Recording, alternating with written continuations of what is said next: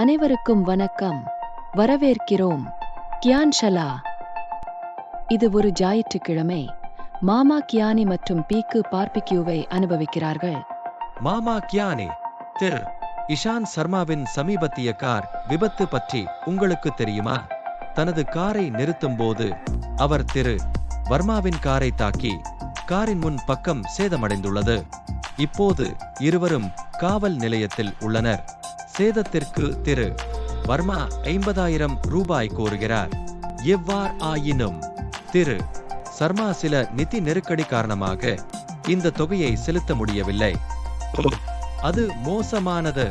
மூன்றாம் தரப்பினருடன் தனது சொந்த காரின் சேதங்களை உள்ளடக்கிய தனது வாகனத்தின் விரிவான கொள்கையை அவர் தேர்ந்தெடுத்துள்ளார் என்று நம்புகிறேன்.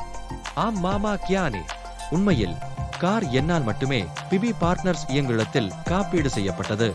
அது நல்லது பிகு. நீங்களும் இஷானும் இப்போது கவலைப்பட வேண்டியதில்லை.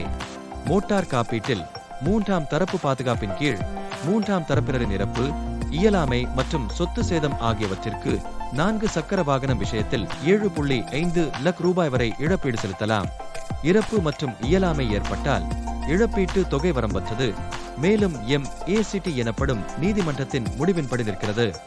மாமா கியானி, உயர் நீதிமன்றங்கள், மாவட்ட நீதிமன்றங்கள் மற்றும் உச்ச நீதிமன்றங்கள் பற்றி நான் இந்த MACT பிரதமர் புதிதாக திறக்கப்பட்ட ஒன்றா? பிகு இல்லை. MACT என்பது மோட்டார் விபத்து உரிமை கோரல் தீர்ப்பை குறிக்கிறது, மேலும் இது ஒரு நியமிக்கப்பட்ட நீதிமன்றமாகும். இது மோட்டார் உரிமை கோரல்கள் தொடர்பான வழக்குகளை சரி மாமா கியானி, எனினும் தயவு செய்து எனக்கு தெரியப்படுத்துங்கள். திரு இஷான் உரிமை கோரலை எவ்வாறு எழுப்புவது? உரிமை கோரலை பதிவு செய்து அனுமதிக்க தேவையான பல்வேறு ஆவணங்கள் என்ன?